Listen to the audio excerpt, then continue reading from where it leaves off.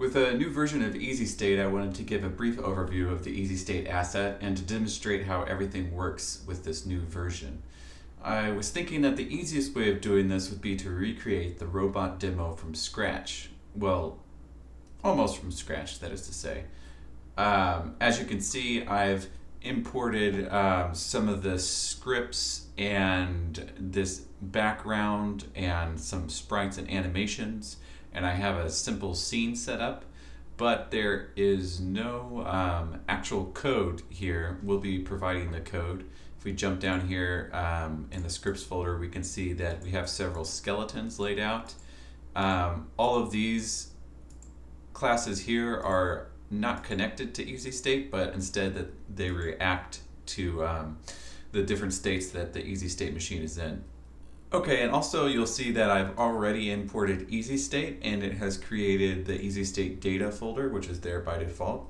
So going to the robot folder in the scripts folder, let's create another folder, and we're going to call this, let's just call it agent. And in this agent folder, let's create a data type and call this agent data. And let it compile and reload here. You'll notice that it created 3 files. We have one file, which is the data type. We have another file, which is the state machine that will use any design with this data type. And then we have a third file, which is an asset. It's a scriptable object asset, which is just an instantiation of this data type. So let's go ahead and open this data type in Visual Studio and get rid of this comment here. Okay, so obviously I've worked through this before, so I already know what we are going to be doing. And for those who haven't seen the robot demo, essentially the robot demo is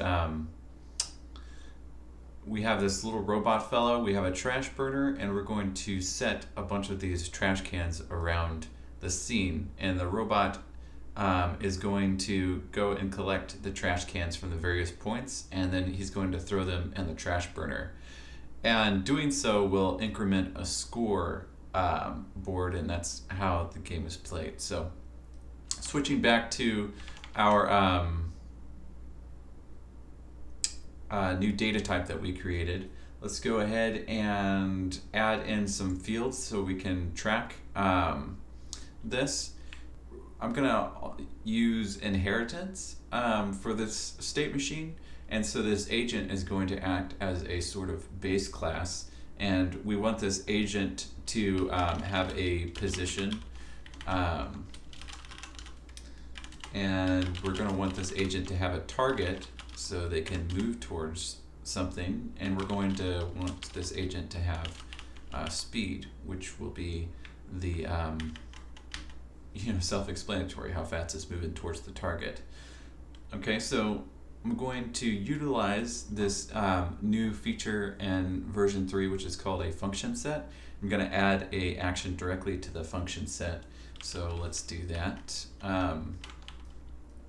Add action, and I'm going to pass in an instance of this data type that we have to create this action. I'll go ahead and name it as well. We'll call this action move towards target. Put a semicolon there.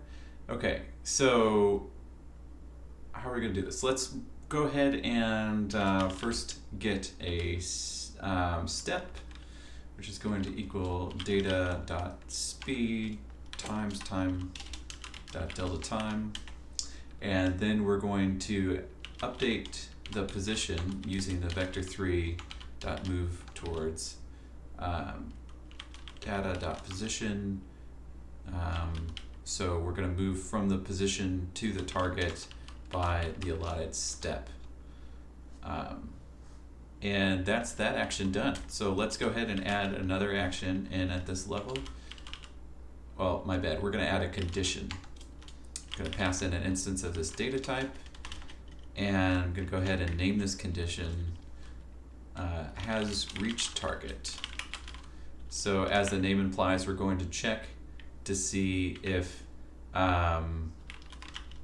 we are very close to the target. So we're going to keep it a little fuzzy here. So we're going to check between data position and data target, and I'm going to return whether we are closer than just 0.1 away. If we're within 0.1 units away from the target, then we're going to consider that as having reached the target. So let's go ahead and save that. We're going to switch back to Unity. Reload. Let's go to scripts and let's create another folder. I'm going to call this folder trash collector. Okay, and then in here we're going to create another data type, and we're going to call this data type trash collector agent. And okay, so then we're going to double click on the data type file to open it up in Visual Studio and get rid of these comments here.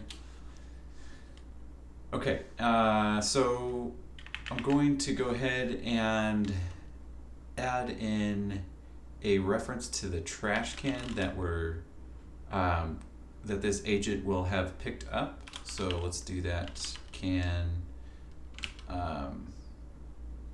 Gonna add in a using statement there to get it. This trash can is one of those skeleton scripts that we'll be filling out here in a minute. It's a mono behavior. So it's going to be storing a reference to that trash can game object. So let's call this current trash can. This is the one that the player or that this agent will have detected. We're going to also store the position of the burner. So we're going to call this burner position. This way our agent knows where to go when it's picked up some trash. And then I'm also going to add in a max movement range. This is going to be helpful for the AI so it doesn't stray too far away from the center or the burner. I'm going to add a max action range float. This way we can define how close the agent has to be to an object before we can act on it. I'm also going to then add two actions. One action is going to be an on trash pickup action. So when our robot picks up a piece of trash, it'll invoke this action. Another action is going to be when we drop off the trash. So when the robot drops off the trash in the burner, it'll invoke this action.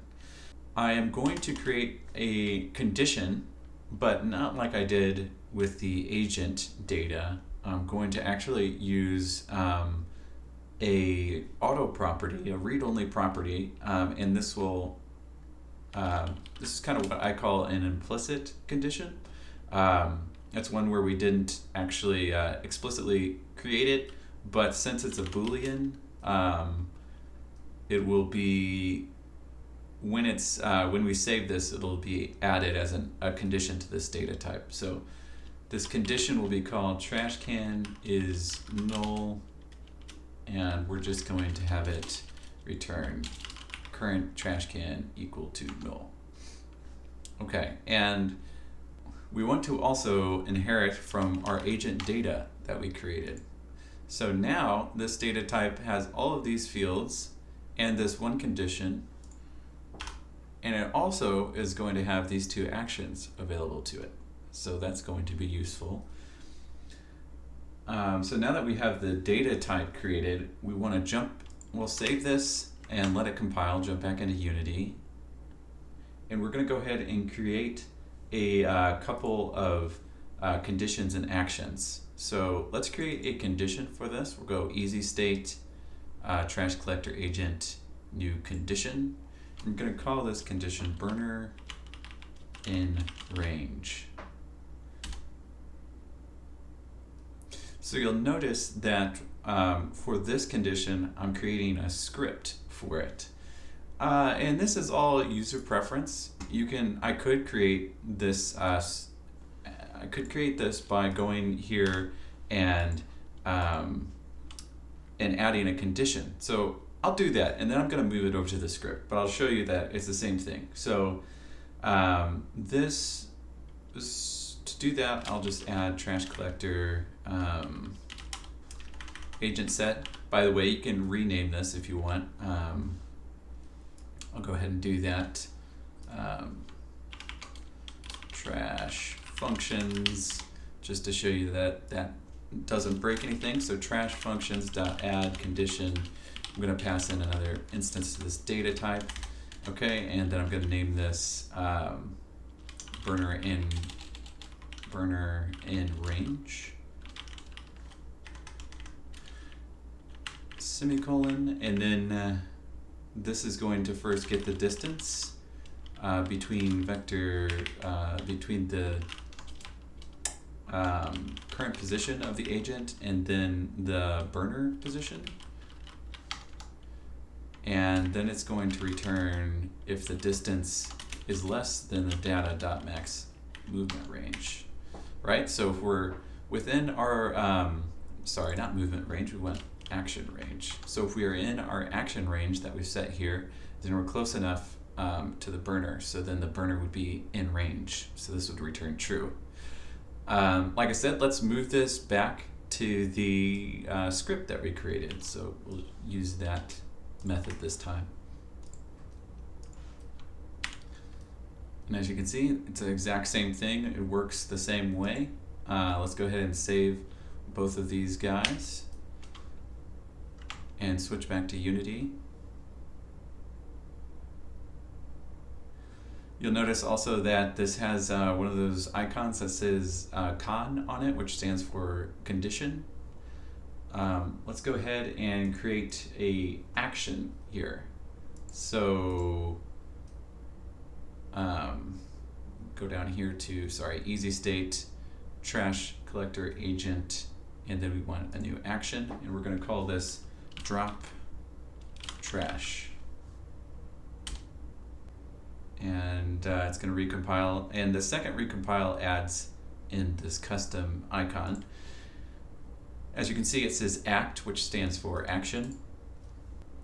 So here we're going to first tell the trash can to destroy itself. And this hasn't been written on this game object yet because we it's just a skeleton. So let's go ahead and add that method into the trash can. So this is the trash can object. Let's go ahead and add in a method called destroy trash can. I'm just gonna say destroy this .game object is fine. Okay, and then jump back to the action that we're working on. Okay, so then after the trash can has been destroyed, we're just gonna clear out its reference, so we're gonna set it to null. And then I'm going to invoke that action that we created. I'm gonna say, okay, we've dropped the trash off.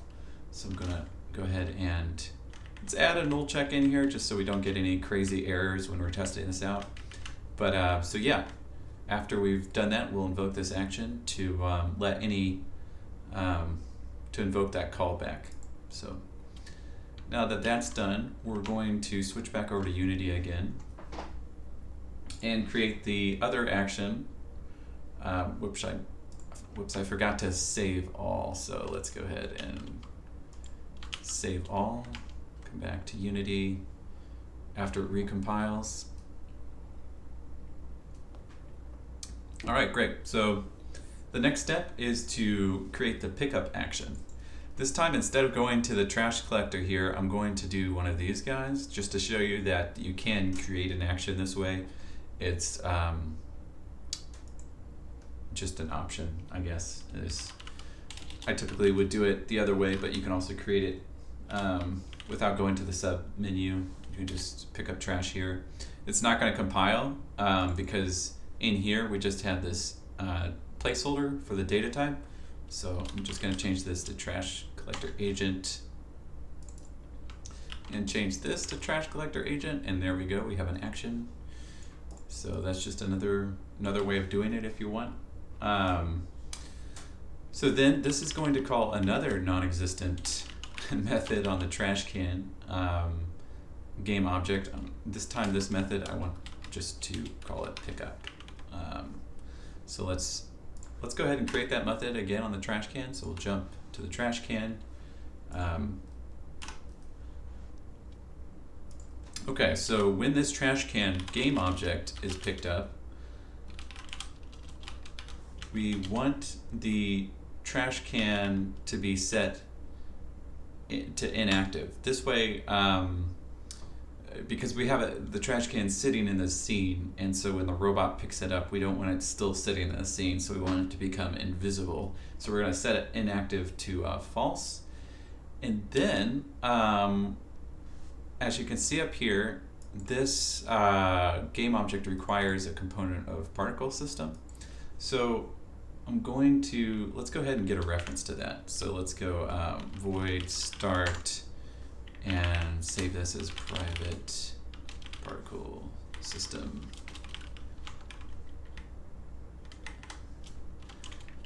And then set that up in the start there. And then, so when we pick it up, we're going to set the game object to invisible, and then I want this particle system to play. Okay, great. So now that those are both working there, the next step in the pickup process is just to call that callback. That's all we have to do. So data on trash pickup, check to see if it's null, and then invoke. So that'll call that callback. Okay, so next we're going to create another action. We're going to create another action, trash collector new action. I'm going to call this one target random point.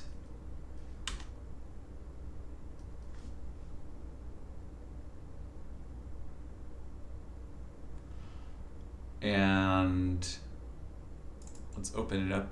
And okay, so here what we want to do is we want to pick a point which is kind of within a radius around the trash burner. So kind of just like how far away from the trash burner do we want this robot to look for items of trash. So let's start by defining an X position, which is just going to be a random dot range between the negative data dot max movement range and data max movement range.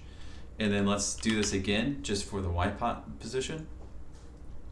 This will generate some points in a range around that trash burner.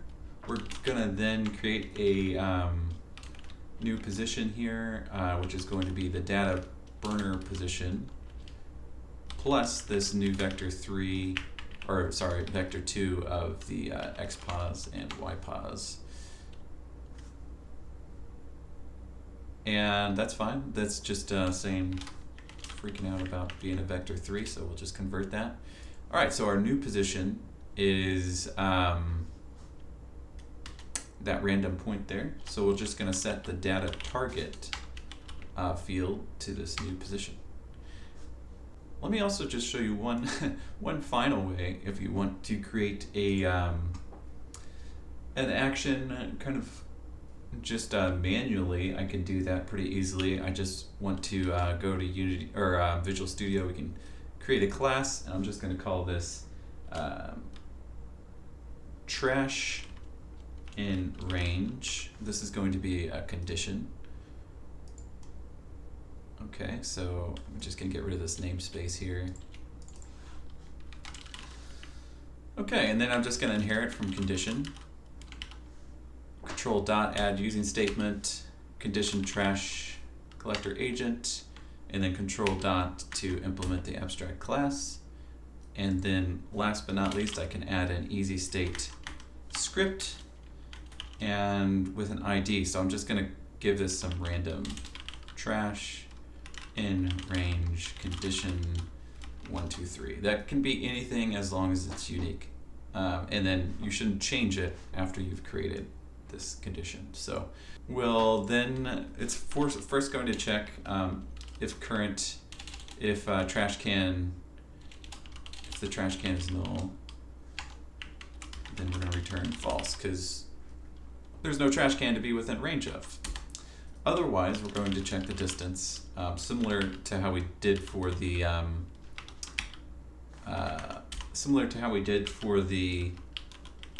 burner. We're just going to check the current position of our agent and the data.currentTrashCan.transform, because remember that's a mono behavior, transform.position. So we'll check the distance here, and then we're going to just return distance less than data.max action range. And save that. Okay, and now that that's saved, we are almost there. That was by far almost most of the actions here. Let's jump back to easy state here. And let's create one more folder. We'll call this new folder AI. And in this, let's create another data type. We're going to call this AI data. Get rid of these conditions. Let's add in so what I want to do for this AI is to give it a sight range, and this is how far away it can see a trash can. If it's outside of that range, then the robot will not detect the trash can. So we'll just call that sight range. And then let's add in two actions. These are going to be really simple one-liners, so I'm just going to do it in line here. Target. So I'm going to say, oh yeah, before I do that, let's inherit from trash collector agent. Okay, so now we get all those actions and conditions we just were creating. So let's set the target is going to equal data.burner position.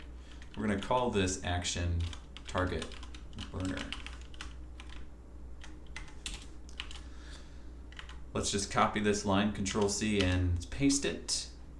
And we're going to do the same thing, but just for trash.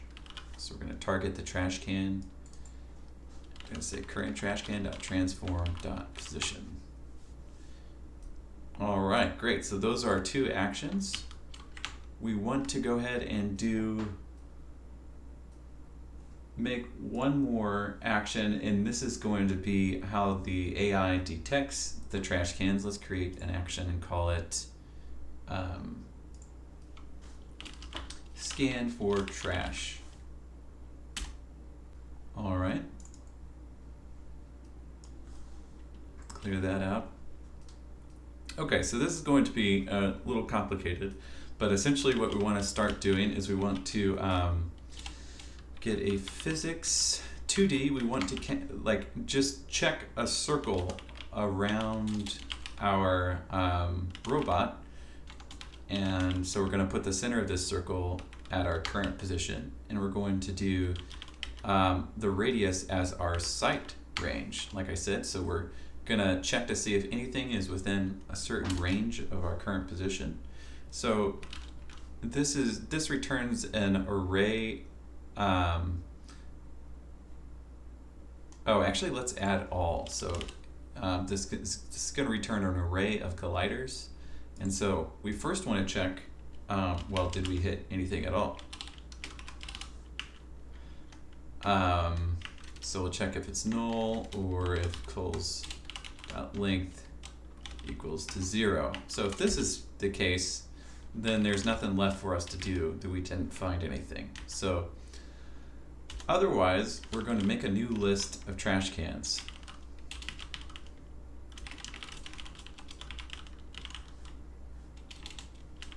Again, we'll have to add a using statement. So then we're going to iterate through all the colliders, and we're going to say check to see if the collider is a trash can or if it's something else. So the way I'm going to do that is I'm going to check to see does that collider get component, does it have a trash can component?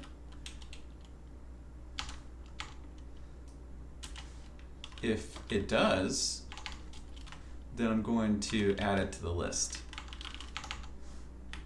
Alright, so now we have all the list of trash cans that are within range. So now we're going to check, was there any trash cans? If there was at least one, we're going to set up a distance float here, and I'm just going to set it, initialize it to the max value.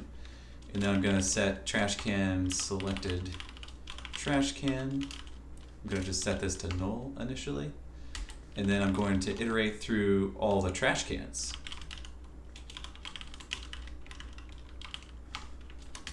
And then I'm going to find the distance between me and that trash can. Vector2 distance data.position and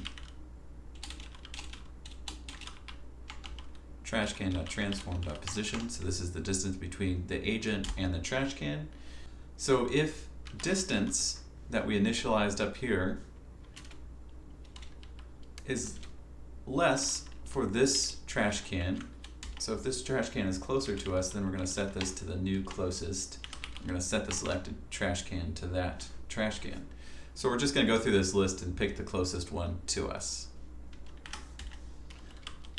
And then we're going to set data.trashcan equals selected trash can. We're going to say if selected trash can not equals null, then we're going to select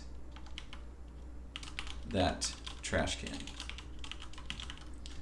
We run into another method that we need to build here in the trash can object. So this will be the last one for this object. So you'll notice the second thing that we have a reference to is a sprite renderer. So let's go ahead and build out that reference.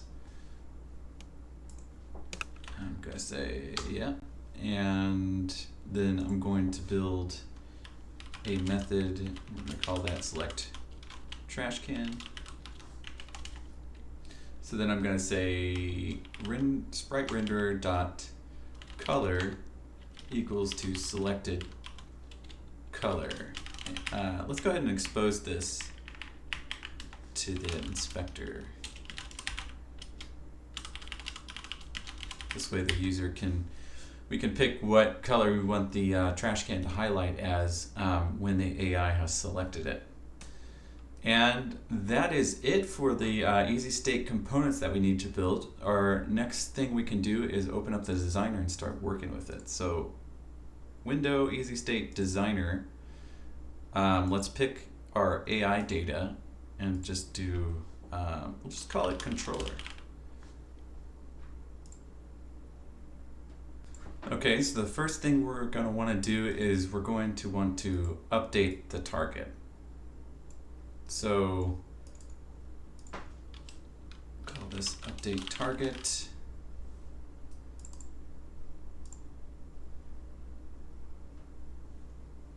Okay, so in this scenario, I want it to do several actions, but I want them to be conditional.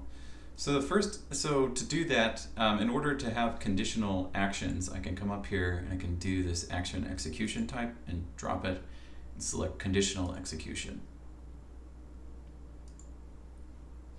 Now that that's clicked, when I add an action, I can add a condition to it. So then if the condition returns true or false, and if you select false, then it will execute the action. Otherwise, it'll skip it. So for this first action, I want it to always work. So let's just say always true is true. Then we're going to scan for trash. So that means every time this node is updated, we're going to scan for trash. And then let's add another one. And we're going to say, okay, so after we've scanned for trash, if the trash can is null, is false, meaning we found a trash can, then we're going to target that the trash can that we just found. Otherwise, so if trash can is null is true, then we're going to just pick a random position. Okay, so from the entry node, we want to always go to the update target. So let's create a connection there. You'll notice that when we create connections, if it's the first connection of a set, then it's going to default to always true. And if you have a single connection that's an always true connection, you'll notice here under the connections foldout, you don't need a fallback because it's just a single connection and it will always go through to the next node. So that's great. We want to create a repeater node. And the way repeater nodes work is we'll go update, update in here, and then it's going to have a list of connections that it checks to see if the connections have been satisfied. If they haven't, then it's going to stay in this state. And so repeater nodes never have a fallback connection. So that can be useful when you want to kind of do a while true loop or something like that. So let's go ahead and create a connection from the update target to this repeater node. I'm going to call this node move to target.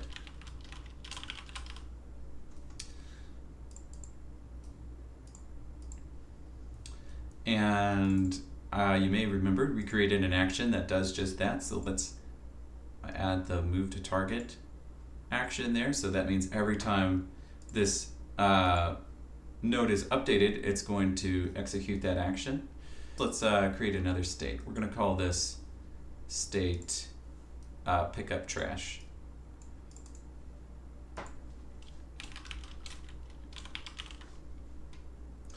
Okay, so what have we done so far? We got here, we're either going to target a trash can if we have it. If not, we're going to pick a random point. Then we're going to move here, and we're going to just loop this, and we're going to loop inside this this node until we've reached that point. So what we need to do next is we need to check when we've reached that point. Have we reached a trash can, or are there any trash cans in range? If there are, then we need to go ahead and connect to this pickup trash state. So let's go ahead and create that connection. I'm going to double click on this because it's not going to always be true. We need to first make sure that we've reached the target that the AI has picked. We next need to see that when we've reached the target, are we in range of the trash can? So if we've reached the target and we're in range of the trash can, we must have arrived at a trash can. Otherwise, we can do another statement here that says if we've reached the target and are not in range of the trash can, then we must need to go ahead and see if we can pick up another target. So it'll move here, it'll just loop here until we reach a target. It'll say, have we reached the target? Is the target a trash can? If so, pick it up. If not, we need a new target.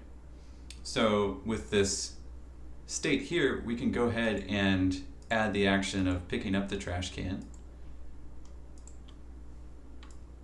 And now, since we have a trash can in our hands, we can go ahead and create another repeater node, which we'll call move to burner.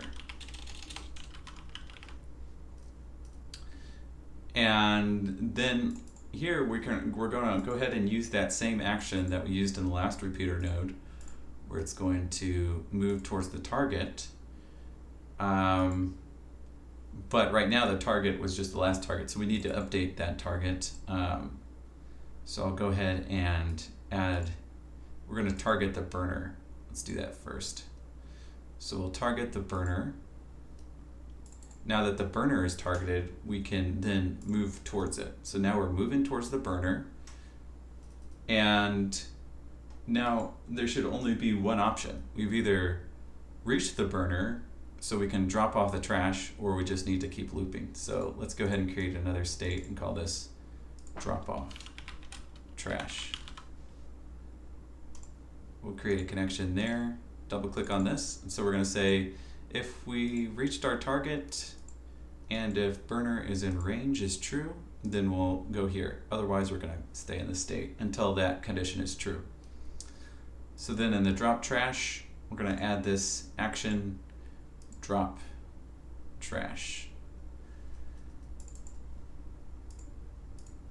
And this is a leaf node, which means that since it's the last in our chain of states here, it's going to automatically loop back to this entry node.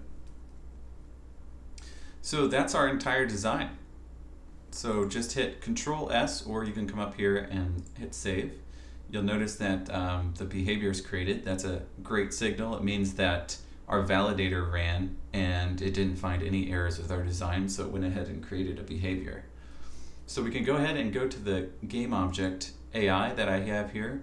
We'll add a AI data state machine, and this is that controller behavior that we've just defined here.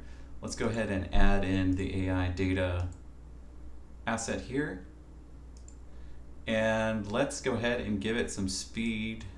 We'll say 5, and let's say 10 as a movement range and 1 as an action range. We'll say 5 as a sight range. Okay, and now that we got those settings in place, let's go ahead and see what happens when we click play. Nothing will move. Let me go ahead and mute that audio. Nothing will move. Oh, right. Well, before we do that, also in Easy State, there's the settings down here for how often your state machine will refresh. By default, it's set to none, but let's change that to update. So this is the same update that Unity runs. It's, you'll notice we have late update, fixed update, and all these other options here, but let's just choose update and then hit play.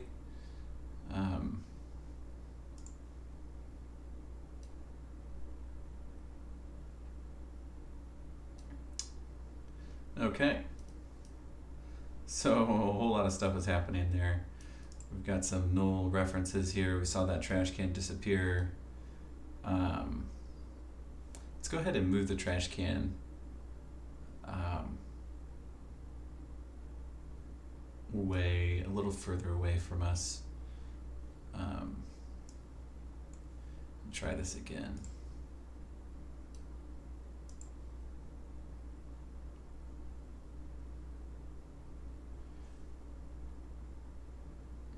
And jump back to the AI and see, now you can see that the position is updating and this target gets updated. So I'm assuming that the position's updating, and as once we reach it, it picks a new target.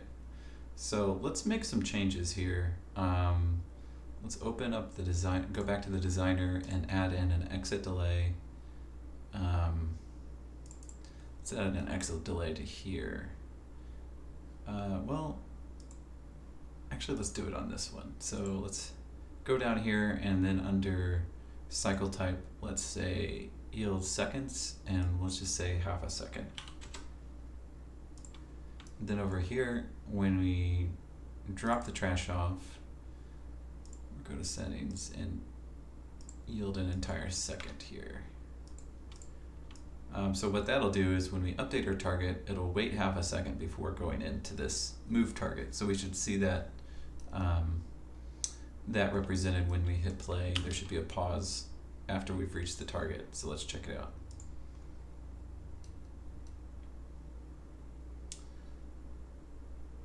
Reach the target, pause, and it keeps going. Paused and it keeps going. Okay, great.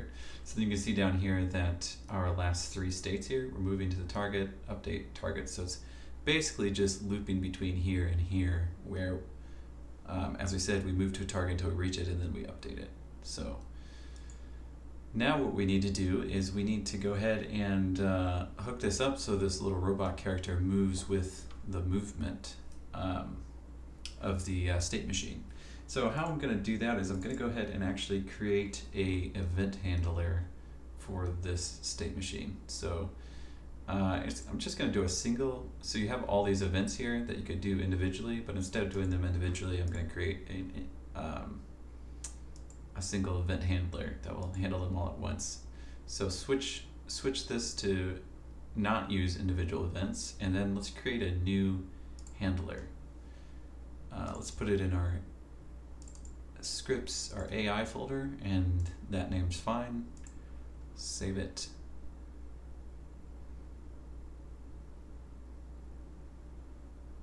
Great.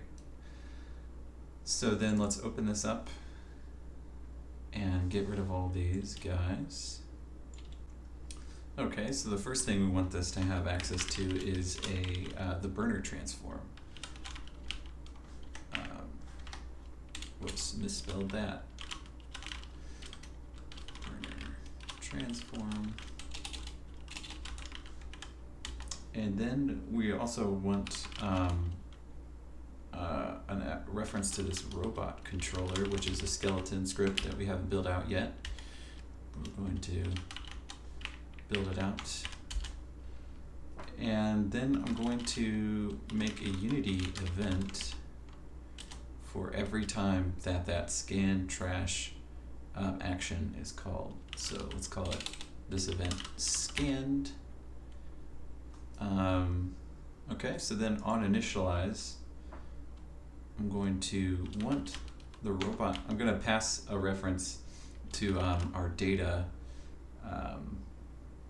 to this robot controller so it gets set up.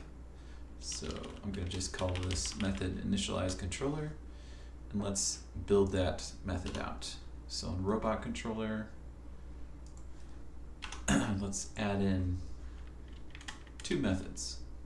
One method is going to be void vector3. We're just going to call this set position.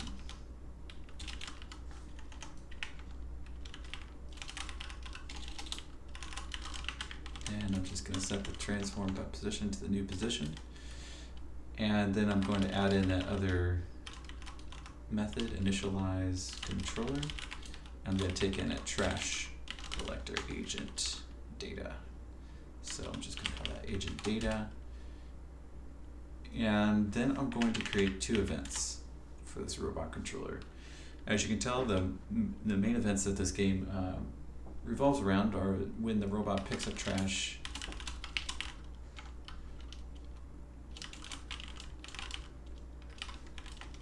and when the robot drops off the trash.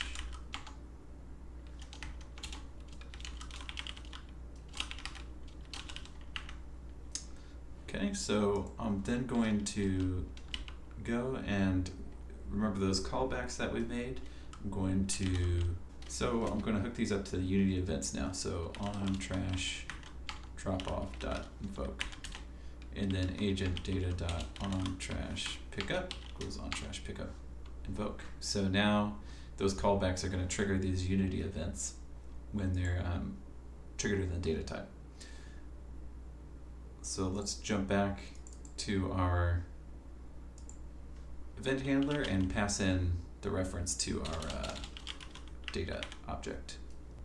The next thing we want to do is we want to position, we want to initialize the position of our state machine to the robot's position. So I'll just take the robot controller transform position, and I want to go ahead and set the burner position as well. You notice this on an initialize event, it will only get called once as the state machine is loaded up. So it's a good time to set all of your initial values. Okay, so here's another little trick. We have these other hooks that we can hook into, or I can go directly to the state machine. So I can say state machine.initialize.state machine, and I can go on action executed. So let's do that. Plus equals state machine on action executed. Okay, so what we want to do here is we want to check to see, was this the action that was executed? So if it was, so I'm going to say if name of action executed equals name of scan for trash, then let's invoke that scanned event. Okay, last thing we need to do here is after the state machine is updated, let's just update the robot position to the new state machine position so to keep them in sync. So just like that. And let's fill in these fields here real quick. So we have the trash burner, and then on the robot, we have the robot controller. So let me go back to AI here and drop in that. Okay, great. So now let's see if this is updating like we expect. So hit play. Yeah, now it's moving around. Perfect. Seems to be kind of moving, pausing, picking a new position, and then moving again. So that's good. Let's add in a gizmos here to draw a circle around so we can see the range of our sight range when the game object is selected. So you just edit this script. Okay.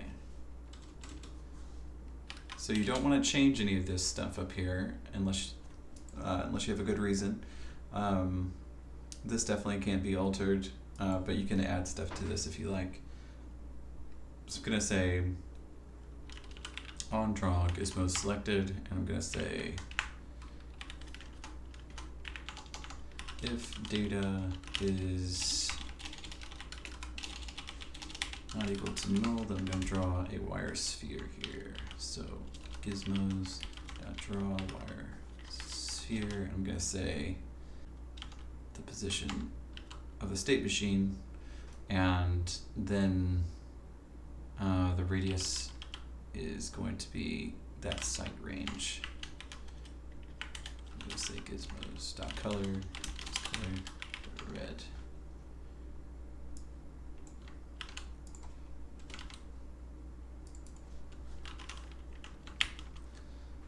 Okay.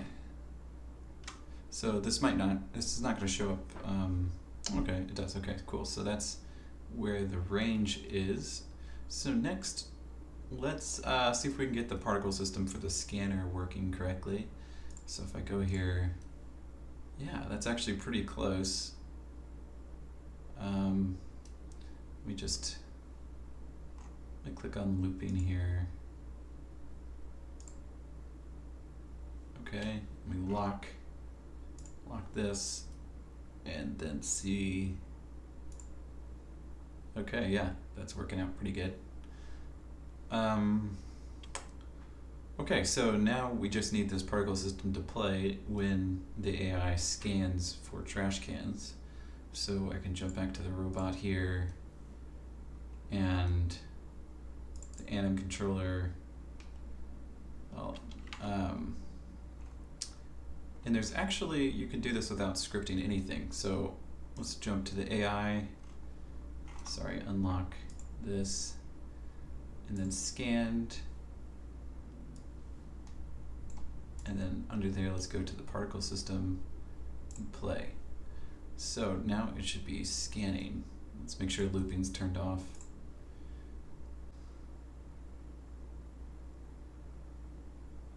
And there we go.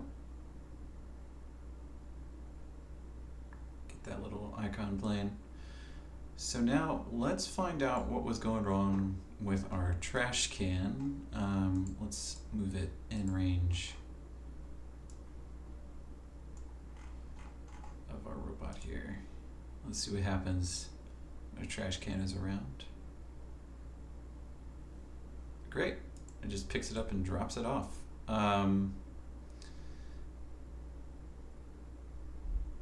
So let's look at that. Let's create a bunch more. Okay. Look around and make sure that everything's working. So it found that. Now it's dropping it off, and it pauses and it goes out and found another one. Found that guy. Okay, cool. Okay, so now that that's working correctly, we can look at the robot animation controller. And I'm just gonna actually jump over here to the body, and I'm just gonna paste in this code because it's pretty simple. It has nothing to do with easy state. Basically, it's just going to play animations depending on in what direction the robot is moving. So if we hit play, now it's moving. Okay, excellent. All right. So looking back here in this thing, we have a set has trash. And you might have guessed it, we're going to just use events to toggle that. So jumping back here, we'll go to the robots, and on pickup, we'll set the set has trash to true, and then on drop off, we're going to set has trash to false. Let's see how that works.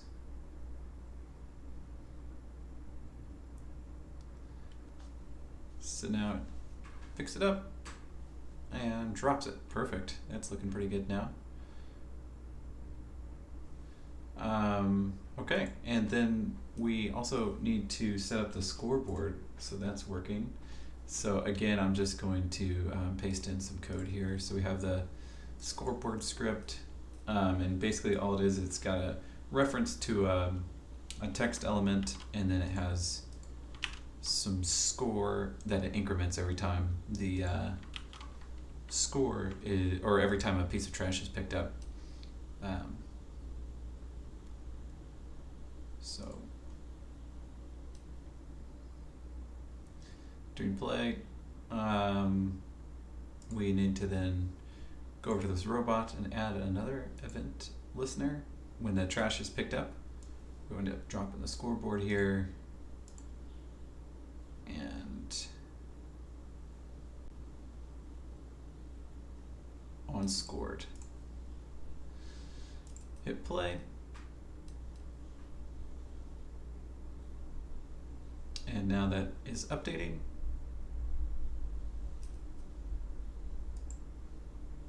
And then we're going to want to play a little sound effect when we pick up trash and when we drop it off. So if I go here and steal this code again, feel free to pause if you're interested in it, but it's not very complicated code. So then again, we're going to add another listener here. Both of these guys, sound player on trash picked up.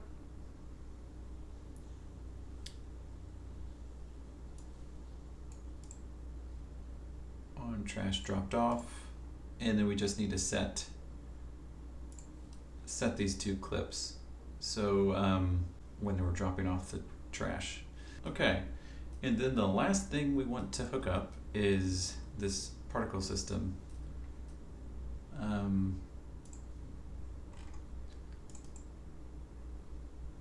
So I'm going to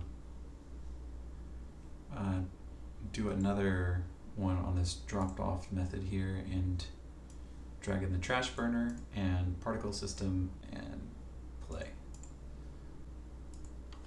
And there we have it. I think this is it. Drops it off in the burner and picks it up. The last thing I wanted to do here is to open up the debugger and check out this behavior in the debugger. Zoom out a little bit, and then you can just see visually it stepping through the states as we were expecting.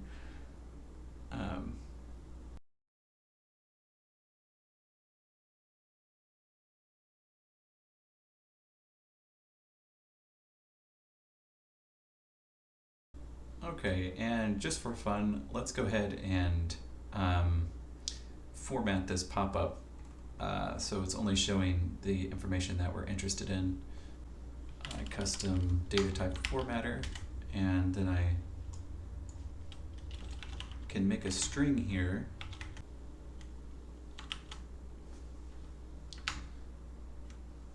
All right, so now when we check that out in the debugger, we should get that custom display instead of all the extra unnecessary data.